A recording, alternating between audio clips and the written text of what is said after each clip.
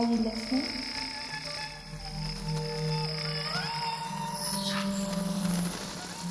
Hello, so I'm going to attempt to break down this max patch that I built for this installation. I'm not going to lie to you, it's been like a couple of months since I built it, so there are some things that I've kind of forgotten. So if you have a kind of more detailed question for me, please leave a comment or just drop me a message. But I'm just going to go through like kind of the basics of, hey, this is how it works. This is very high pitched at the moment. I have it set up to my webcam at the moment, my MacBook webcam. So this is obviously not how it was intended to be used. It was intended to be, it was intended to kind of look down upon an area and track people. But right now I've changed it so that it's tracking kind of some of the larger aspects of me. So like my hands and stuff. There we go. Just so you can kind of hear how it reacts as I'm moving, essentially. So it works by turning on and off 156 channels, which you can see there in that little pretty diagram where they go up and down. That one at the top, look. It's so pretty. I could genuinely stare at that all day. Like, yeah, I could sit in the installation all day, but like that little diagram of the beams turning themselves on and off. So cool. Also, yeah, if you hear a voice, there's the installation. Welcome. This is the vibes. So it works by 156 channels that turn off and on again, depending on where movement is detected. So let's work through this. Okay, so we start by bringing in the webcam feed, which for the installation, I actually did use my phone. So I connected my phone via like continuity camera to my MacBook, and I just used that. And then essentially I wanted the listening space, so like the circle with the speakers inside of that. If you're sat inside of there, I didn't want your movement to be heard, to be part of the installation. I wanted it to be that you were listening to everything around you moving. And therefore I created this little like masking grid shape thing that basically just gets rid of it. So up here is where I can scale it. So if I tell it like, oh, I want it to be twice as wide, it'll be twice as wide. So I can adjust this depending on the size of the listening space, so that it's masked out of the information. And then it goes through a resize, a dim map, a frame sub, a chroma key, and essentially I just have to keep adjusting the tolerances for the space that it's in. The foyer that we did it in was quite sunny, so the tolerance had to be quite high, etc, etc. I can't really remember quite how it works now, but essentially chroma keyed some stuff out and then did cv.jit.touches, which was the thing that, yeah, does that. And it collates and spits out all of its data into a collection where I can view it. But then it also spits it out into, listen, I don't think I'm an expert. I make max patches in a way that's fun for me, and therefore you will see some crazy encapsulation today, including this one called Root Smooth Scale Slice Dice Carrots. Because I don't know, I was calling it what it does, and then I was talking about the carrots. I think you can see this. Yes, you can see this. This is essentially routing that information coming out of the cv.jit.touches, so that I can do each source. So this is where it tracks like each green circle that you just saw. This is where it's tracking it. In fact, if I move this, you can see the green circles kind of flashing as I move. This is where it's tracking them. And I'm just kind of smoothing that data a little bit. I am slice, dice and packing it. Great. Essentially to make it information that SPAT can understand, because we're going to be working in SPAT for all of the spatialization. I know. It's scary. It took forever to learn, and I think if I had to do it again now, even after 2 months, I think I would have forgotten everything. So if you do have a specific question about SPAT, let me know, and I'll go back into this patch and like try and figure out how it works, because I don't know. It's really confusing. It's really, really confusing. But essentially, I am using this data to trigger some stuff initially, just straight off the bat. I'm using the distance data to control a granular synth, which I'll show you in a second. And I'm also using it to trigger the spoken word occasionally when you hear that. So yeah, that's how that's doing. And then that data is going to get sent to some other places. Then we get to audio. So I essentially recorded myself playing the clarinet. I recorded with a little telephone pickup mic thing, electromagnetic coil, whatever you want to call it. One of those. I recorded myself scrolling on TikTok. So it was kind of the sounds of like, technology, electronics. And then this is my granular, which I'm pretty sure I made from a tutorial here on YouTube. So if I can find it, I'll link it. But as you can see, well, actually, is it moving right now? Oh, it is. The position is moving. Yeah. I have the distance data that's coming in here, being scaled and being used to adjust the granular and some of the granular sounds that you're hearing. So it's kind of constantly shifting in some way, even though this audio is pre-recorded. So it's a fairly simple thing, like some of it's pre-recorded, some of it's not. It's not, it's nothing too crazy. And then the way that I'm moving between sections to make it interesting in terms of audio is just by using some matrices to either we're hearing a lot of the digital stuff, so we're hearing a lot of the kind of electronic crackles, or we're hearing more of the clarinet stuff. And then that also changes in the sense of it affects EQ, which I'll show you in a second as well.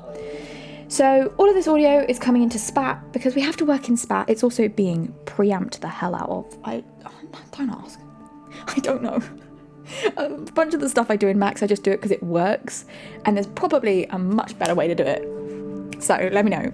I just do whatever works, and that's good enough. Beams. Oh my god, I need to show you my beams.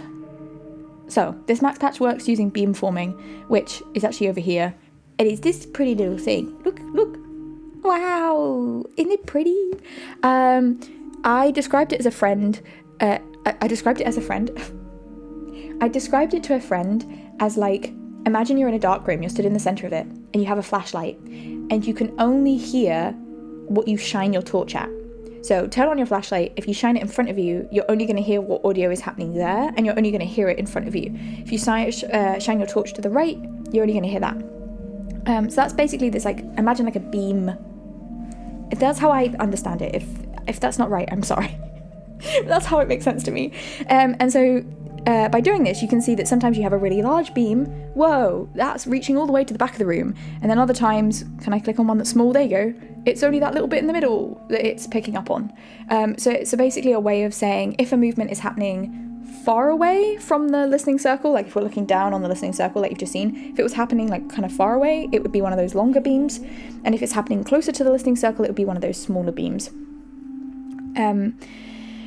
Essentially. And then that is telling HOA beam, hey, this is how many beams you have and this is where they are. Because, yeah, you have to like tell it where they all are and what they're doing. And then this understands it somehow. I don't know. And then through channel gain control, I am somehow telling Diag Matrix which channels to turn off and on. So I've had to convert kind of the webcam data into a beam. So which beam is it? So if somebody's walking over there, which beam number are they? And then I have to then convert that into a channel that gets turned off and on. I don't quite know how I did that. Is it in here? Sure. So these are the sources that are coming in, and then I'm guessing I'm doing stuff to them so that Diag Matrix understands. Oh, maybe let's not look at this. Oh, okay. Sure. I mean, I'm doing something. I can't tell you what. Holy moly. Is it this one? What am I doing? Combining. Okay, so it seems like I've managed to figure out what channel number it is. And then I tell it whether to turn off and on again. So like the gain changes here. And then it does it again here. Sure. I am somehow... I can't close this. It won't let me close it. Okay, let's just move it to the side. Let's get rid of that. That's scary. We don't need to see that. That's what happens when I don't tidy up my max patching. You thought this was messy. This is as tidy as it gets. So yeah, as you can see, I guess it's sending in a bunch of data that's turning the Diag Matrix off and on, and then I just have a meter to be able to like basically mute everything if I need to. And yeah, I could watch this all day. If I move to the right, does it actually does it show that? Yeah, oh, it's showing me here. And then if I move over and I move here, maybe here. Yeah, and now I'm over here-ish, sort of. You can see me kind of moving backwards and forwards in beam format. Yay! Or in channel format. I don't know, we're now in channels, I guess. We've converted to channels. And then because we've got 156 of them, we have to do some Ambisonic. So it has to get encoded. I don't actually think it's using N2D. I'm pretty sure if I open this tab here, the Max console, it will scream at me and there'll be a bunch of red things. But hey, it works. So I'm just going to ignore that. It works, it's fine. And then I'm telling it where my speakers are because I was using a French 8. And that means I can decode it down to work for the 8 speakers that were in the foyer. This is where I'm doing that EQ. Did I mention this before? When the sections change in terms of audio, I also have some EQ that changes. I'm just telling this, I think if I go into it, it shows, yeah. It's basically just turning like lows on, lows off, highs on, highs off. So it just provides another little bit of contrast. Oh, by the way, I think it changes sections depending on like a certain number of like movements. Oh, it's depending on levels and if statements. It's doing this. So I'm assuming if it hits like a high yes, then it will change section. Yay! That's cool. And then over here is where I'm bringing in the spoken word. So I specifically wanted the spoken word to come in one of the 8 speakers. I didn't want it to be spatialized like ambisonically kind of thing like the rest of it. So therefore I kept it separate. And as you can see, it's just being packed into 8 channels. And therefore it's getting combined once the other audio is being decoded into 8 channels. So they're being added together at the end. At the moment you can see I actually have it disabled because we're listening to a binaural mix. I say that, I don't think it's like a proper binaural mix. I'm just doing a stereo mix down and that's what we're listening to right now. But yeah, for the real thing, it was all getting encoded, smushed together and shoved into a MC DAC. Oh, I haven't shown you the scope. I left this in just specifically because I wanted to show you. Where is it? It's here. There is absolutely no need for this thing. No need. I just think it's really pretty.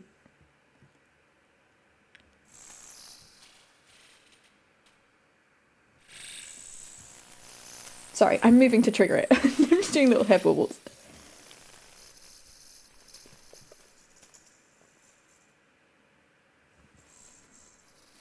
Yeah, so that, I just left that in there because it was fun. And I found it whilst I was exploring the realms of spat. And it was like pretty picture, so I left it in. And that sums up my max patch. I didn't think that I was going to be able to make this, but I did, and it works most of the time. And yeah, if you want an installation, let me know. Cool. Thanks, and I will see you another time. Toodaloo.